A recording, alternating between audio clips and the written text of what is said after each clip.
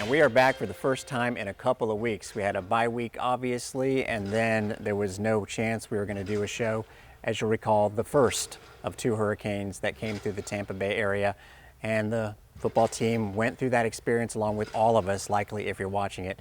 Ended up playing the game in Orlando, got a great effort from the defense, lost the contest by the score of 21-3 as the Bulls were without their quarterback, Byron Brown. Thought Bryce Archie did a great job. The defense was spectacular, but more than the stuff on the field, which we'll get to, obviously, with head coach Alex Golesh. We'll also have a conversation with Andrew Stokes.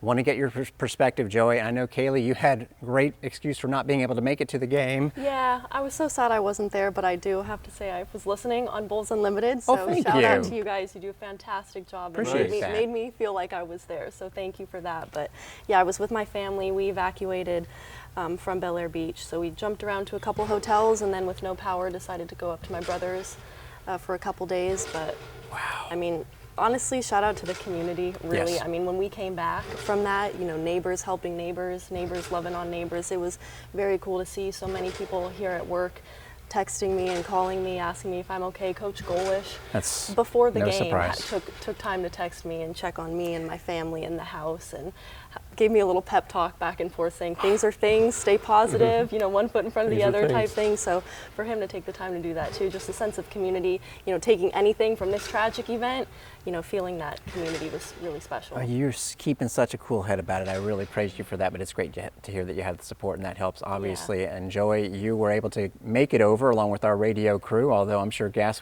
was a question mark. Gas but was a question mark, but I found some. you got Thank to goodness. be firsthand, if you will, experiencing all that the team went through, and take us through it from your perspective. Yeah, well, first of all, just an odd setting, you know, in a huge stadium with 3,000 fans, but 3,000 hardy fans. I give credit to everybody who came, who Incredible. had to overcome some things just to get into that stadium, and they were hooping and hollering like fans do. So I give them credit for their loyalty. But a strange week, a strange day. Looking forward to moving on to normalcy.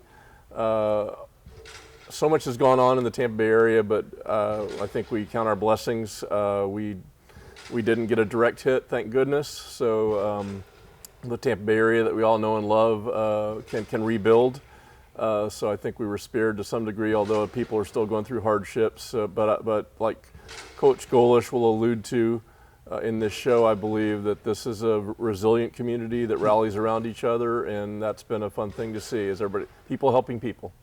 Absolutely, and his team, of course, was in Orlando and was maybe going to stay there even longer, because this beautiful facility that we are in doing this show from on Tuesdays is when we tape it at the Indoor Performance Facility. Didn't have power until late on Sunday. The team made it back, and we will get the word from the head coach on how it was and how they are looking forward to having a relatively, as can be, normal week. We'll also have a feature that you also add to the show. Who we're looking at this week? Gooden. I talked to his family when we were in Alabama, so I have a family feature coming up on him, one of our biggest leaders on defense. So what a guy. He's a good kid, so it was fun to talk to his family. And we're not going to say kid about our player guest this week.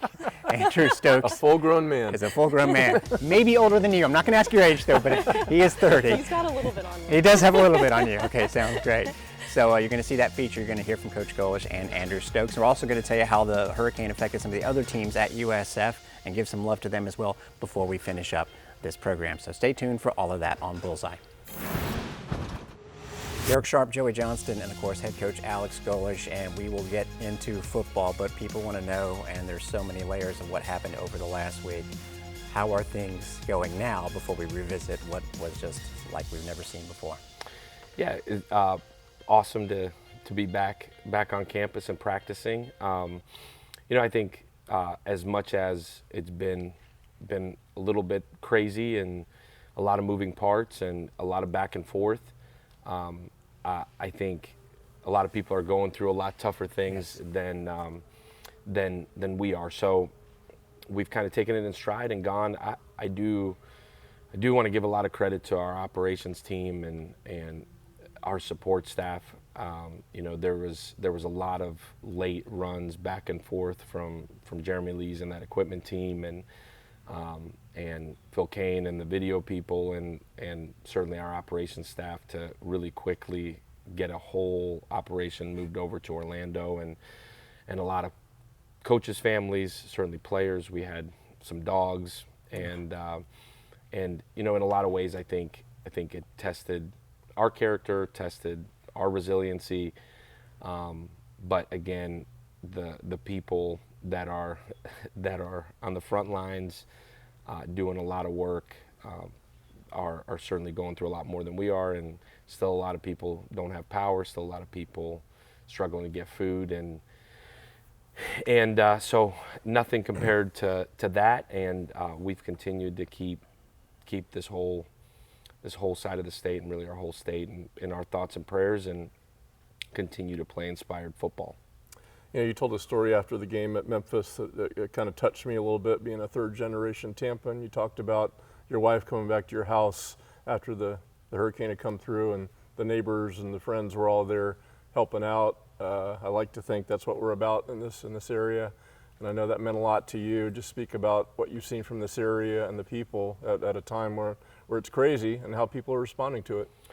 Yeah, I got back late last night, and so really it was, I still haven't seen it during the day, but I think the question after the game, and there were so many thoughts going through my head after the game, and certainly disappointed in the result, but just the question was, man, why is this place so special to you? And I think as you move around as much as we have, and there's certain places that are special to you for different reasons. You have kids at certain spots, you have friends at all of these places that you've met along your journey, and I think this place, for a lot of reasons, is special to us. And like you said, as a third generation Tampan, you feel that when you live here. You feel the pride in this community.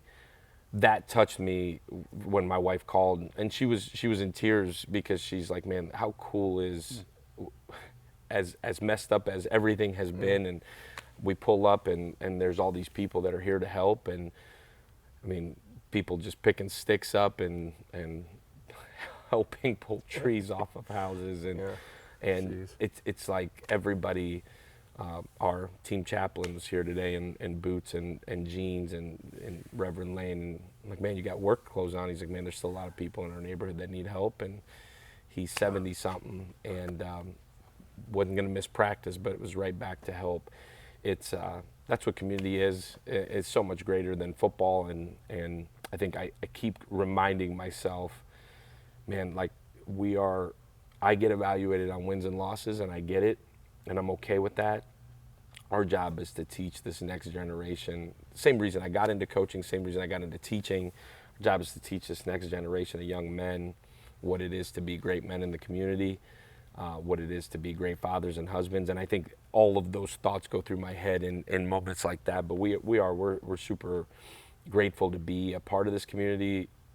We've got to continue to find ways to give back, but I'm grateful to, I don't know if I've been inherited or if I've been appointed as a true Tampan yet, but you've been through two hurricanes. Been through two hurricanes. I'm in.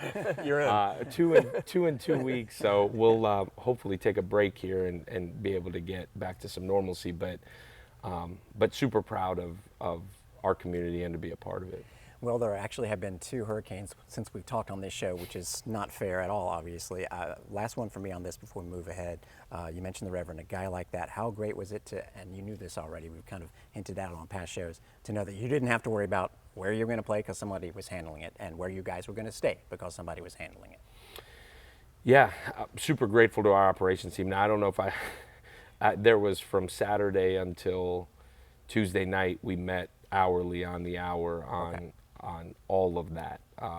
It's a lot different. In some ways, you say, man, when you go to a bowl game, you kind of move your whole operation and you get going. But at a bowl game, you know that you're going to play the game. You know where you're going to play the game. You have a couple weeks to plan it, and this was different. And I said it after the game, but it was probably the hardest week I've had. I won't say hardest, toughest week I've had in terms of making decisions for a lot of people, knowing that maybe not quite life and death, but certainly was going to affect a lot of people, and without having true experience going through it. Absolutely. And you coach for 40 years and not have experience doing it.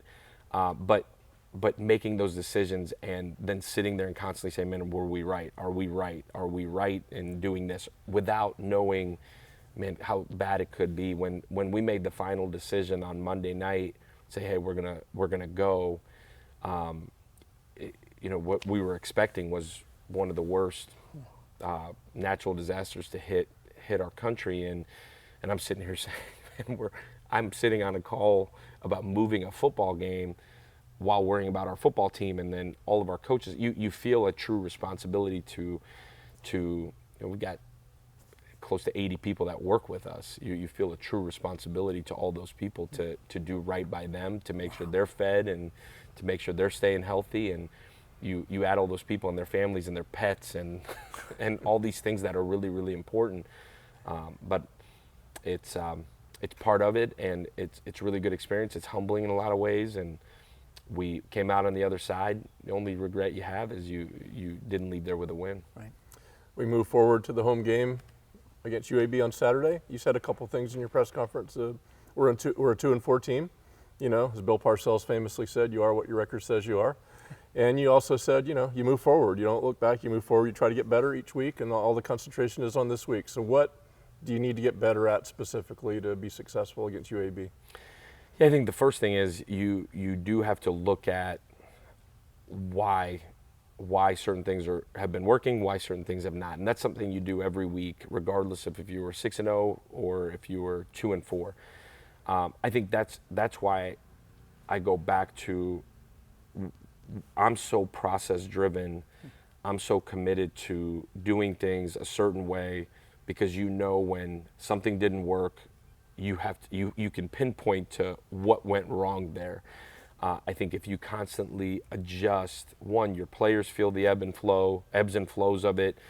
Two, there's not a consistency to anything you're doing, and you can't quite pinpoint what exactly is wrong. We're a 2-4 football team, and we've played really, really high-end football in spurts. It still comes down to playing harder for longer than your opponent, and comes down to execution. We've not executed at a high clip consistently week to week yet. And really, that's the biggest challenge for us. So the focus going back to fundamentals on all three sides of the ball, blocking, tackling, getting off blocks, extending plays through different things offensively. We haven't run the ball well in 3 weeks. And so you go back, is it a personnel deal? Is it truly the defensive structure? Is that what people are trying to do to you? And then being able to take advantage of then the other side. And so I think it's so unique, the situation we're in, because we are 2-4. We've played some really good football teams, and our guys this morning, really starting yesterday morning, come in and said, Coach, what do we got to do? Here's what we got to do. We got to do what we do at a really, really high clip, and we've got to pay attention to detail, and we got to be able to stay focused. I think that's the hardest thing to do. It's really hard when you're having success too. It's a double-edged sword in the sense of being able to stay focused through a complete season. You see it all over college football, ebbs and flows all over the place.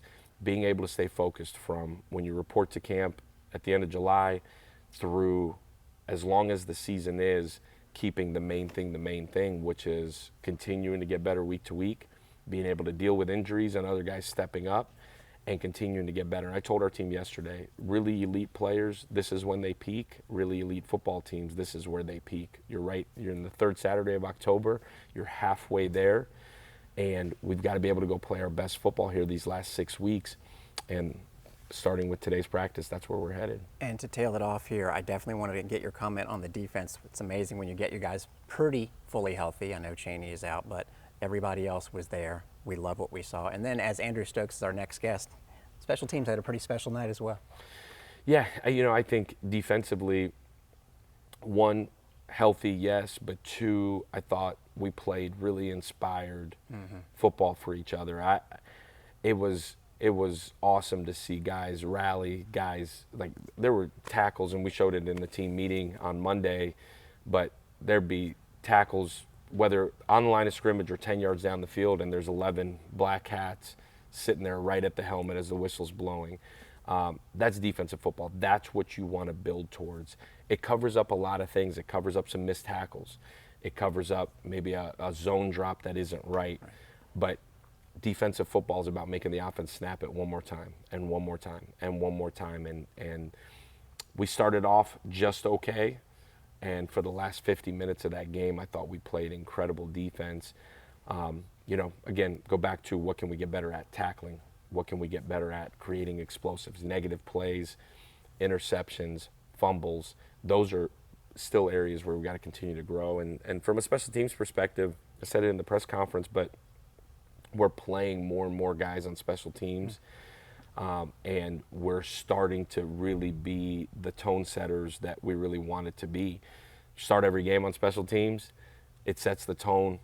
And I think as we've been able to get more guys on those, we've been able to get more guys playing time. Guys are starting to feel what it is to play under the lights. And I think it can only help us as we build depth within our program that more and more guys are playing, more and more guys are doing a really good job on it. And we've got to continue to cover really well. And we've got to continue to try to create explosives in the return game, which if there's one piece of growth that you can make is continue to develop in the return game. Coach, thank you so much. We're just glad to have you back. I know you guys are so happy to be home this Saturday. Thank you very much. I appreciate it. Andrew Stokes, indeed, is coming up next on the program. He was always so strong and so big as a kid, always determined. So, he was definitely always a go-getter and a top performer. He definitely takes pride in being a team player. He has a team spirit, a team sport kind of attitude. So he's one for all for one, and that's the kind of person that I see him as, even on and off the field.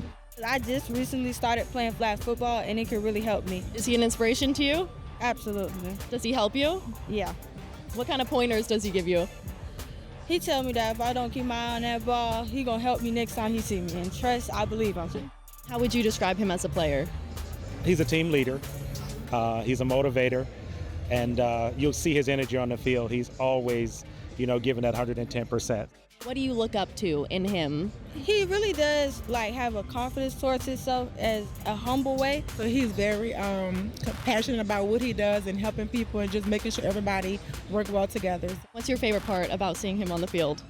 Seeing his smile and just, him excited and, diving off his teammates and just, just being able to actually live in reality, of the things that he dreamed as a little boy. So I'm just proud of him. To see him blossom into the man that he's become, it's amazing to see him. It's amazing to see his athletic ability and just all that he's going to do from here on out. And now time to interview a player who is great to talk to about everything on the team, and probably no one better to talk to about a serious week that was, but also some fun stuff. So we're going to do a little bit of both with Andrew Stokes. And no, I'm not going to bring up your age because you wear it on your jersey. 36, right? Is that it? Close enough. That's what I tell everyone. I mean, just for eligibility, just to be specific, this is last year, correct? Yes. Okay, so 30 is going to be the capper on that. Yeah. Actually, your birthday will kick in around bowl time, correct? Yeah, it will. So I'll be 31. That's so fantastic. Yeah, we were celebrating Boca last year. I remember that. yeah.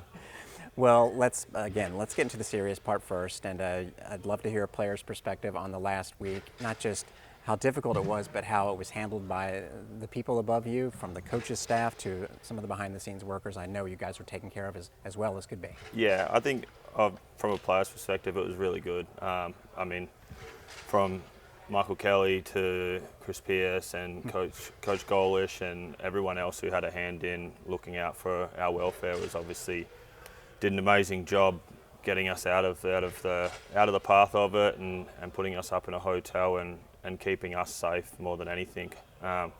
So obviously all the players are super grateful for that.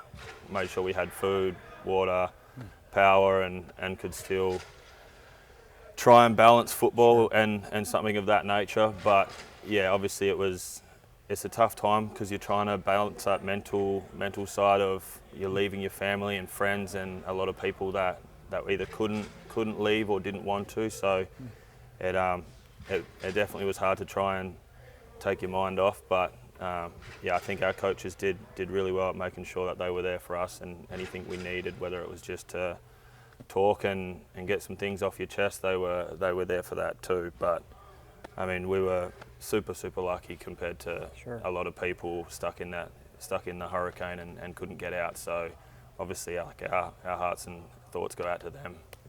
Before we started rolling, you mentioned to me that kind of felt like fall camp in a way, being around your guys. Explain that a little bit. Yeah, I think it was just it's very close proximity for 5 or 6 days, and yeah, started to have a little bit of a fall camp feel, staying in a hotel room again. So, I mean, you got to try and take the positives out of it when you can, and it's a good opportunity for us to bond and get closer and get to know some players that you might not necessarily hang around as much. You are now familiar with hurricanes. People that might have guessed he's from Australia, so you didn't have those there, but you did have to deal with weather. Tell people how it differs from here. I mean, we deal with, I guess, like bushfires and stuff like that. It's a pretty dry continent, so if there is a storm or lightning in the area and it does strike the ground, then typically it's farming communities, so it'll go up and it's pretty quick to burn. So we deal with a lot of bushfires, and then the northern part of our country deals with cyclones. They pretty much have a dry and wet season as well. So yeah, it's not quite on the level as hurricanes. It's a little bit it's a bit more mild, I would say, but they can still do some damage. Well, to have two in a couple of weeks is unprecedented for us, just so you know. I want to get back to the team being able to bond a little bit more. You guys have gone through a similar process with camp.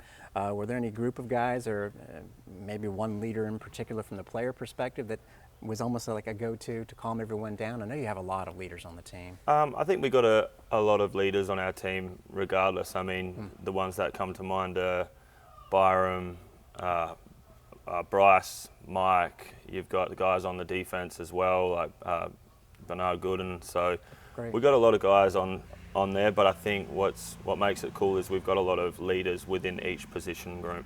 So yeah, we do try and look out for each other and mix it up, but you can always go to certain guys in your position group and they're always there for you. Fantastic. Okay, so punting has been a thing for you in the United States, but before that, you had a full-on, apparently Aussie Football League career. So let people know what your pre-American football situation was. Yeah, I wouldn't say it was a full-on career.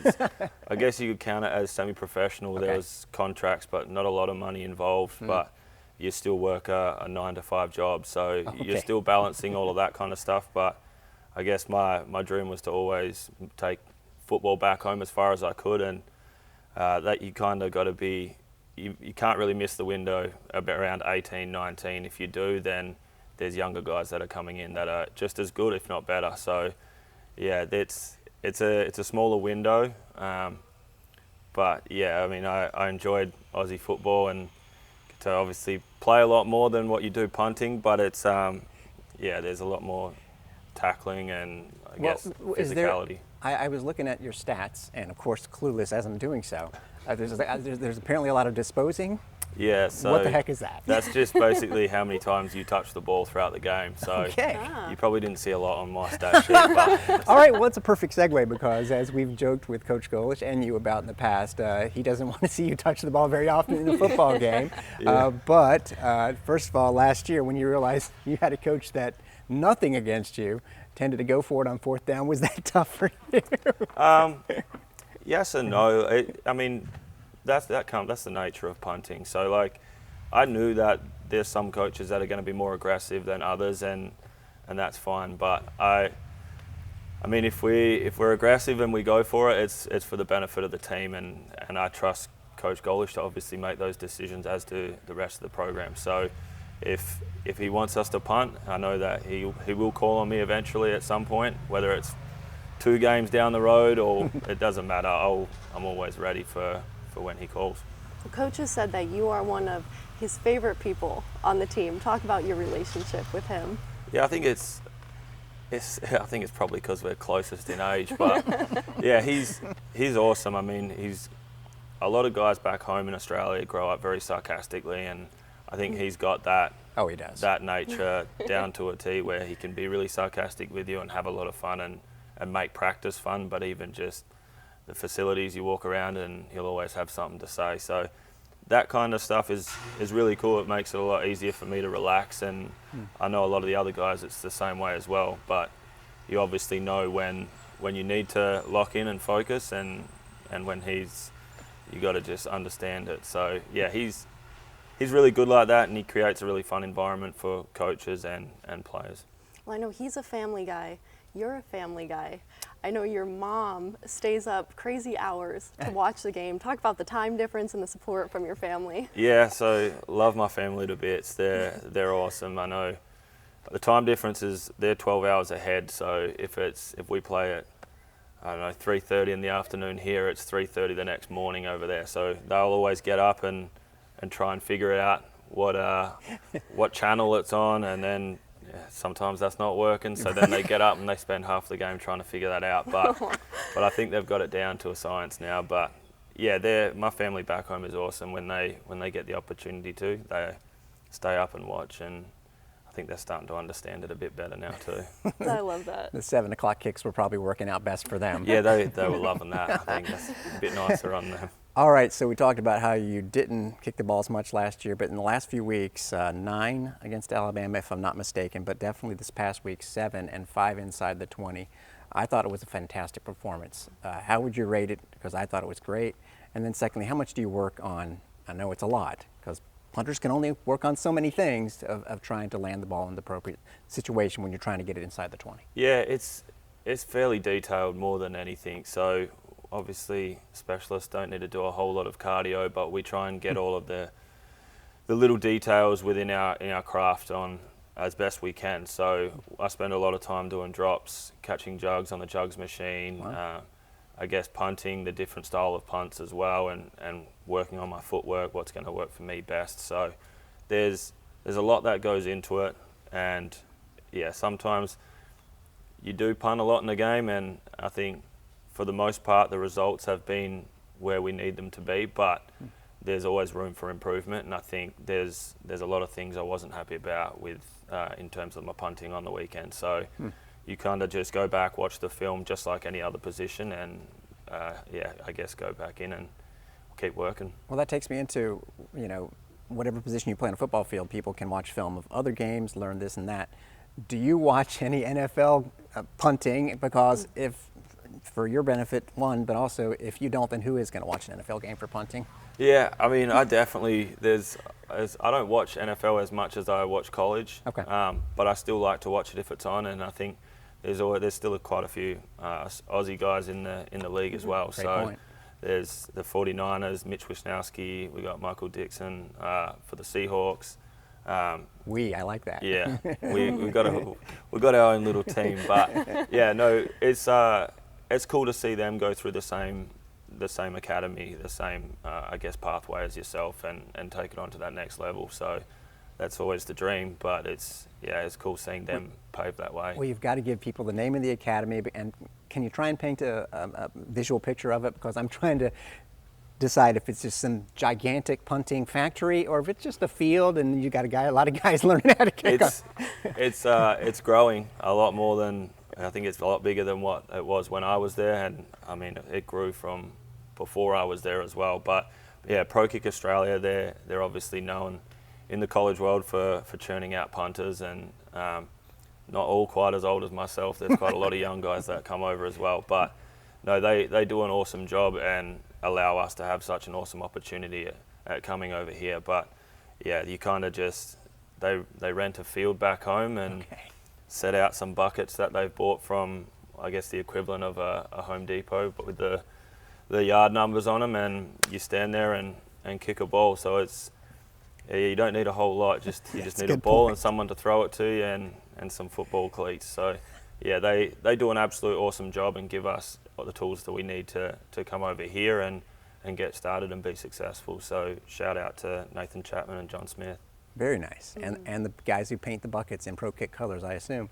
Last thing, it probably makes you even more impressed as we go along with your time here, how the facilities here are a little bit bigger than Pro Kick Australia. Yeah. What is it like? I know indoor can be tricky because you're banging it off the roof, but could you speak as we wrap it up from your experience of just how things continue to get added here at USF? Yeah, it's awesome. USF's constantly growing, and that's what you love to see. That's what's going to draw people in, and that's what's going to give people hope for the future as well. And yeah, I think it's gotten all the players really excited. I know I wish the stadium was going to be built in my time, but it just means I'm going to have to come back and see it. But no, it's absolutely awesome. There's a lot of buzz going around at USF lately, and with the recent events of the hurricane, I think it's stuff like that we can all look forward to and have a bit of positivity in the future.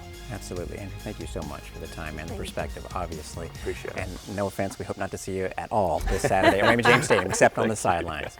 We'll wrap up the show next. Well, definitely didn't want to throw a bunch of punting stats to embarrass Mr. Stokes out, but again, named to the National Ray Guy Team of the Week for a second straight week. For the kids out there, Ray Guy was a great punter. The best that there ever was, probably. I'll tell you another thing. I watched the games from field view. When Andrew Stokes gets a hold of a punt, it is something to behold.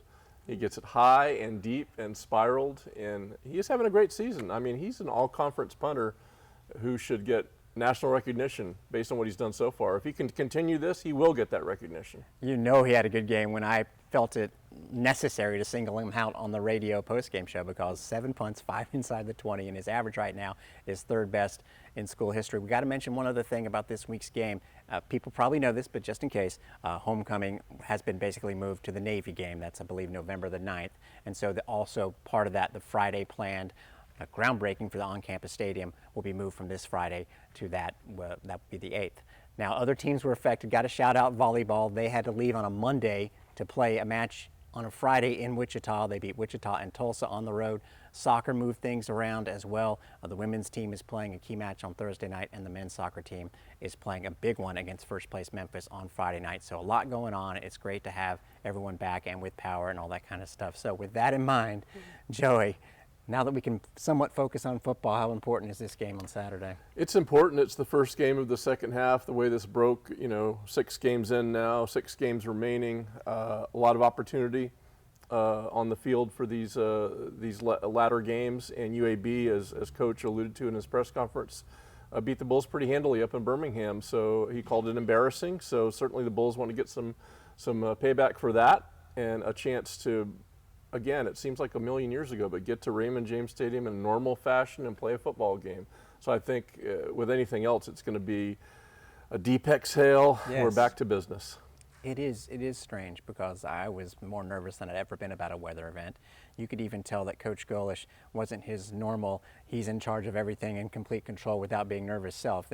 We all felt that, though. And again, credit to you, and I know you're not alone, Caylee, but being able to withstand it. Are you okay now? Yeah, I guess is the question. Yeah, we're hanging in there. It was tough, but we are better off than many others. I hate that good news for us was bad news for others down south, but counting our blessings for sure, and happy to be back at home and have a home game on Saturday. And we will talk about it on the next episode of Bullseye. And we'll get back on the winning track, and most importantly, get to be with all of you Bulls fans that are going to be at Raymond James Stadium on Saturday to enjoy it for 3:30 kick. Thanks for checking us out on Bullseye, and of course, horns up.